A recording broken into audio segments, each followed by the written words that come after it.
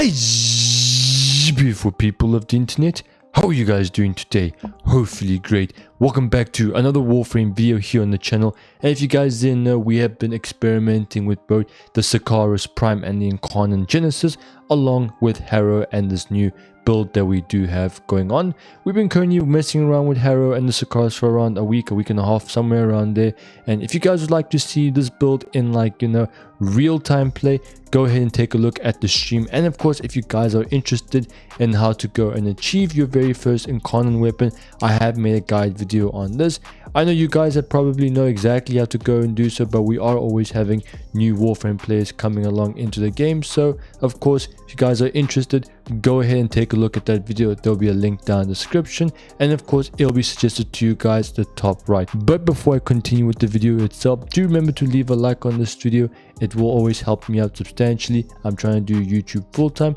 Do remember to spark and click the subscribe button for more Warframe videos and streams. Without further ado, let's get this one on the road, shall we? And alright, so for the mods for our Sikaris, we are going to be using the following perks. So evolution number 2, we've gone ahead and just went and added Fainted Retreat because it increases our base damage by 40%, and of course it deals even more damage to enemies that are below 40%. The other one is entirely up to you if you're very good at getting headshots, but if you never ever miss headshots, then chances are you probably have an aimbot. So King's Gambit is only good if you have Harrow or you have very good aim. Moving on to the next evolution, the upgrade I went with is Extended Volley, and all this does is that it increases our magazine capacity by 12. The reason why I went with this is because of the fact that because we're going to be using Harrow, we're just going to be finishing up our Incarnon charge so quickly. So by having more magazine capacity, it's just going to make our lives so much easier.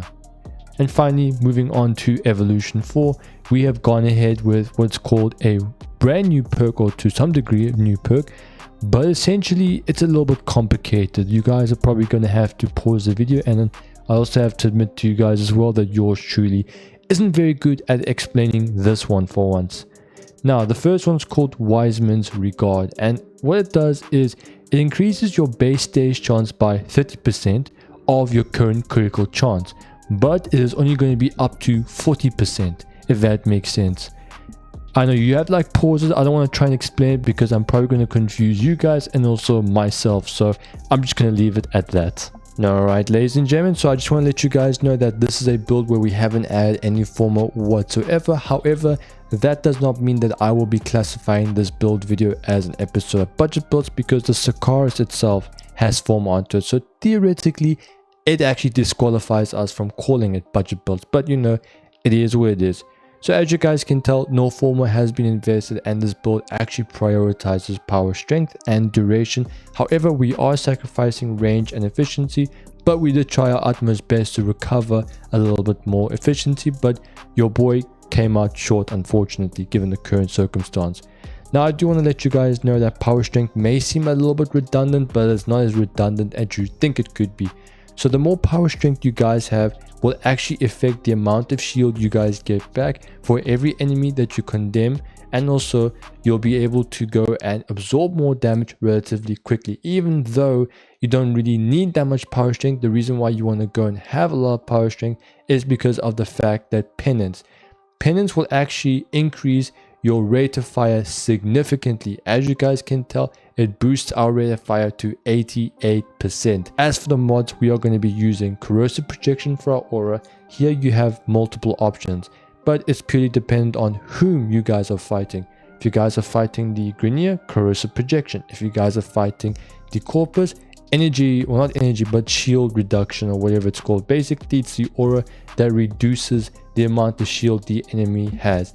It is called, let me see if I can spell it out for you guys, shield disruption. You can put that if you guys are fighting the Corpus. However, another good option is you can then go and swap this out, or Corrosive Projection, for energy siphon. Energy siphon will actually give you continuous energy regeneration throughout the entire mission. Even though there are some better alternatives out there, that is entirely up to you guys, because to go and combat that low efficiency. But it's not necessarily that bad, because thanks to the Eximus change, every Eximus you then go and kill will always drop an energy orb. Next up is we are going to be using narrow-minded and augur message for our duration. The more duration, the more our abilities will last, essentially more longevity. Blind rage, and of course augur secrets for more power strength. Remember, the more power strength we have, the more, the easier it will be for us to go and get ourselves a 50% critical chance within that short window. The same can be said for condemn, except you'll get more shields or hit your maximum cap for shields relatively quickly. But the most important thing is penance. Penance will actually allow us to shoot relatively fast. As you guys can tell, 88% additional fire rate. Streamline, just so we can have some sort of, therefore we can actually go and use our abilities without having any form of restriction on them. And of course, prime flow for a bigger energy economy. And finally, we are going to be using lasting covenant, which allows us to, have our crit chance up at a constant rate. And finally, I do want to mention that we are going to be using helmet. The ability that we've taken out is Harrow's energy ability, where he then goes and chants and it will just, give you more energy. We then replace it with a Warframe called Sight 09's Evade, which will then allow us to stay invisible as long as we then go and get headshot kills. This particular ability, works really well with Harrow because A, you can chain them up, which will then allow you to get headshot kills. B, you'll then be able to shoot relatively fast and reload relatively fast. And finally, you'll then have an increase to your critical chance. And because you're going to be dealing more damage if you shoot the head, then this just makes life so much easier. Evade is mostly so that you can stay alive, because if the enemies don't see you, they can't kill you. And finally, moving on to the Arcanes department, we are going with Arcane Velocity and Arcane Precision. Velocity, once again, we are going to be getting even more rate of fire. As you guys can tell, the moment we crit, we are going to be getting 120% fire rate for our pistols. Now on paper, this sounds dumb, but let me tell you, it is definitely worth it because of Incarnon. We don't have to worry about our ammo economy at all, because essentially it is infinite ammo with some conditions set aside. But if you can always get to those conditions, then you practically on paper have infinite ammo. So Arcane Velocity plus Harrow's rare fire buff is going to be amazing. And finally, Arcane Precision to give us that sweet 300% extra damage, and all you have to do is just shoot the enemy in the head. You don't even have to kill them. As long as you get a headshot, you have 300% extra damage for 18 seconds. Now, as for the Sikaris, as you guys can tell, I have invested 7 Forma, and for the life of me, I can't exactly remember what symbols I decided to then go and add. I know I definitely modified one of the symbols, so maybe it could be a 6 Forma build, but 7 Forma sounds better. So the mods that we're going to be using is as follows. Let me talk about the Riven. We have a multi-shot damage and more damage to the corpus. If for argument's sake that you guys do not have a Riven mod, then I highly recommend you guys go and either get yourself one of these Riven mods and just re-roll these things, or you guys can add either more multi-shot, or you guys can add a mod called, what was it, Pistol Elementalist I think it's called, because that essentially just increases your stash damage and of course your reload speed, which is a very good mod in my honest opinion. So that's one choice. Another one is just once again more multi-shot.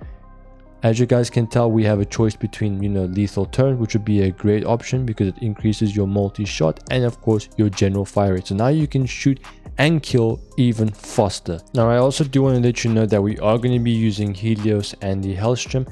Now the build that I'm using isn't exactly anything particular. I just kind of took a whole bunch of random mods and just threw something together. So there's no thought process in this aside from just priming the enemies and also giving us more critical damage if we have the right mods. But this is essentially what I am going to be using. Tenacious Bond is only because of the fact that I like to change Helios's weapon to the one that actually triggers the secondary effect, but that's entirely up to you to continuously different mod. I've actually just modded my companion just purely for survivability. We've got midi ray, prime regen, guardian, more health, all that good stuff, attack the enemies.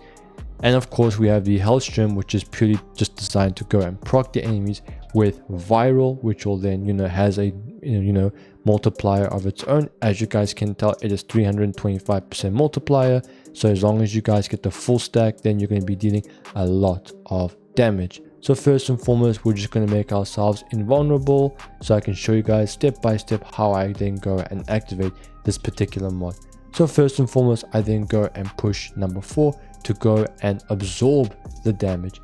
Then I want to wait until the crit chance is maxed out, go invisible, wait until the crit chance is maxed out, and then start killing the enemies.